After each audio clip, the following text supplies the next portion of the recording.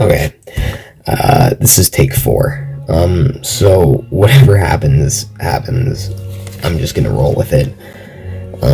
Good evening. Welcome to a presentation on memory.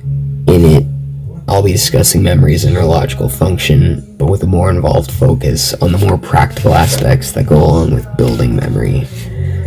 To start a bit broadly and work down, the question is, what actually even is memory? What makes memory memory? How does it function? What processes are necessary for memories to even be?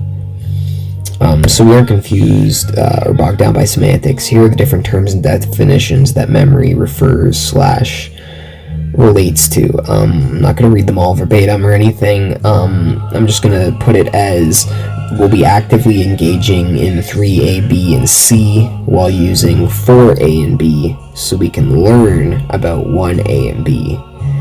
And 5 is just 5. Memory. So what memory is it's the reactivation of a specific group of neurons formed from persistent changes in the strength of connections between neurons. Neural memories, once consolidated, appear to reside in the hippocampus for a while. But as more memories are formed, the neurons that represent a specific memory migrate further into the cortex. And as a result, memories are stored throughout the brain. So neurons have these spaces between them, essentially called synapses, or not necessarily spaces. Well, they're kind of spaces. These synapses, the connections between brain cells, their strength is described as what's called a synaptic plasticity. So how strong or weak the connection is.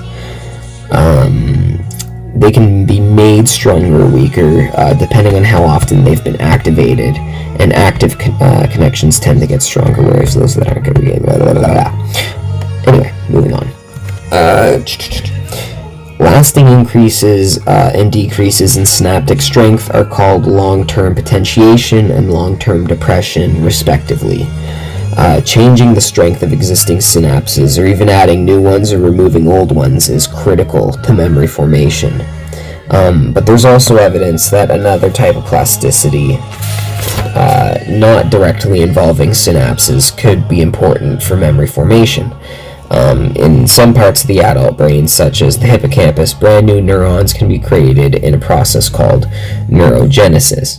So essentially, instead of focusing on increasing the strength of existing connections, you could also increase the number of connections in order to increase your memory power. That's essentially the difference there. Neurogenesis being the creation of new neurons, with synaptic plasticity being the strength of ones that are already there, old ones, essentially. Studies in older mice have been shown that by increasing the neurogenesis, so the neuron forming speed in the hippocampus, memory can be improved.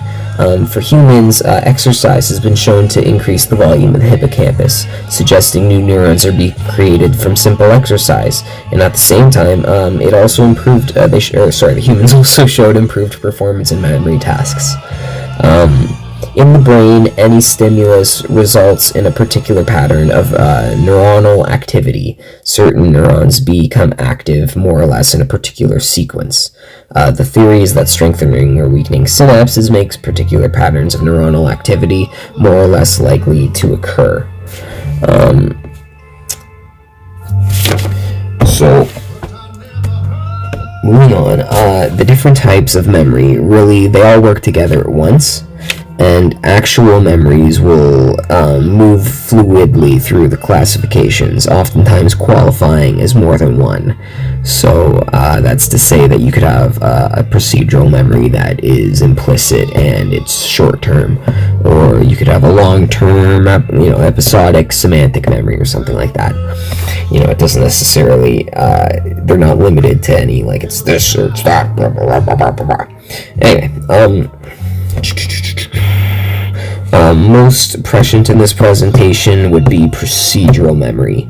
That'd be most important to us. Also an important relationship to note between types of memory is that not all information is equal in the eyes of the hippocampus.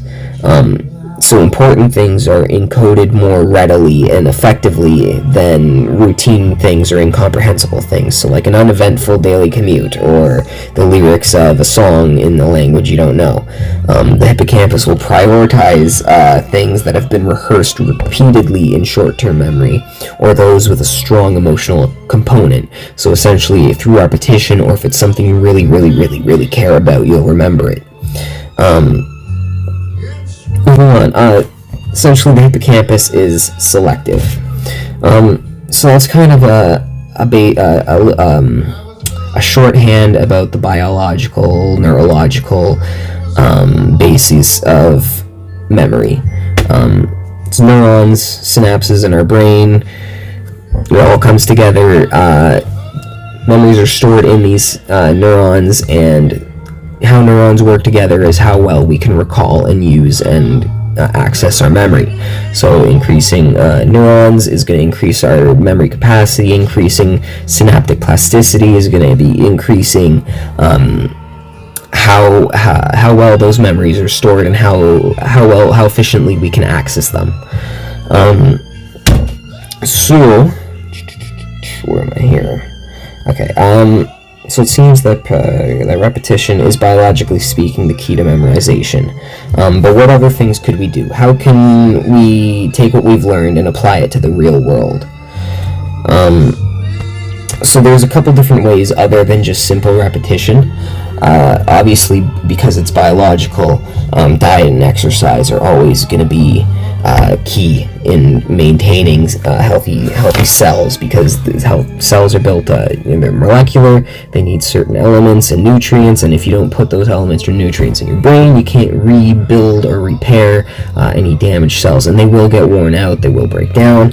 So you got to keep up your intake of substances to keep your body, sustained. Fish oil supplements.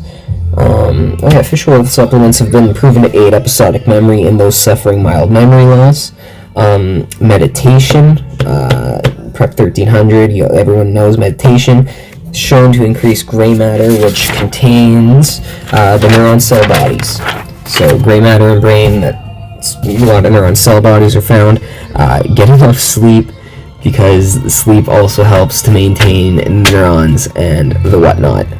Another thing is practicing mindfulness. That's also been shown that individuals who underwent mindfulness training had improved recognition and memory performance than those who didn't.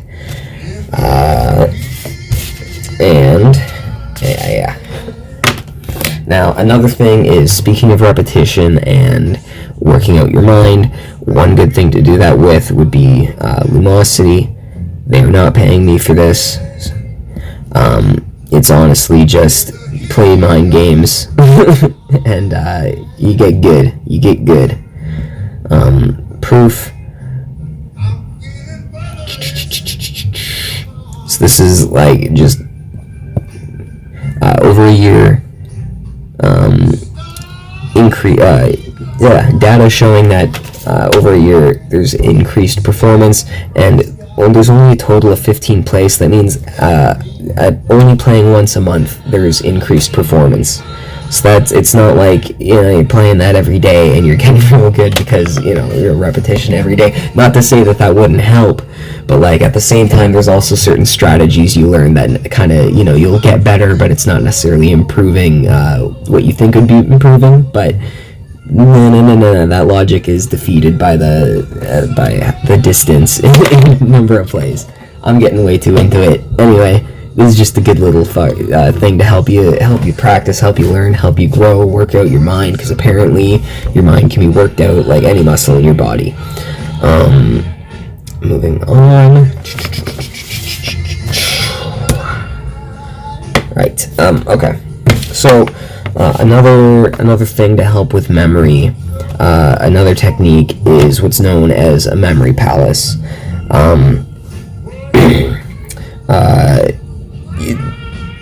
Memory palaces have been discussed in a number of different ways. How I heard of them first was in a book called Moonwalking with Einstein. Not actually about walking on the moon with Einstein, however, it is interesting to read as far as studying memory is concerned, because it's more or less a first-person account of the author's attempt to study and learn about and generally understand memory. So you kind of go on that learning journey with him. And specifically, he goes to these different memory competitions, and he learns the different memory techniques employed by some of the participants and the winners and stuff like that, the trainers involved. Anyway, one of these techniques that he learns is the memory palace technique, and apparently it's been mentioned before. Pardon me. It was weird to hear on the mentalist. Anyway, how the memory palace technique works is, well, a short or easy example would be like to take your childhood homes, you know, for an early house that you remember living in growing up, preferably with a lot of rooms, something you can really in your mind walk around in, and then within it you place whatever it is that you need to remember. Ideally, you make them things that stick out, that way you're more likely to remember them. But it can really be anything, so long as you put in a little bit of time. It's essentially like a mnemonic device, like every good boy deserves fudge. You know, like you just put something a little bit different to make it a little easier to remember, a little more interesting. That's engaging that emotional attachment. Anyway, I believe that is just about everything. That's all there is to it. As we've learned, repetition is key. So just practice, and never forget that apparently your brain is a big old muscle, just like the rest of your muscles. Just a bunch of neuron synapses firing off to tell other neuron synapses when to do this or when to do that, and making them do that apparently helps them do it more. That's my understanding of it. Anyway, thank you.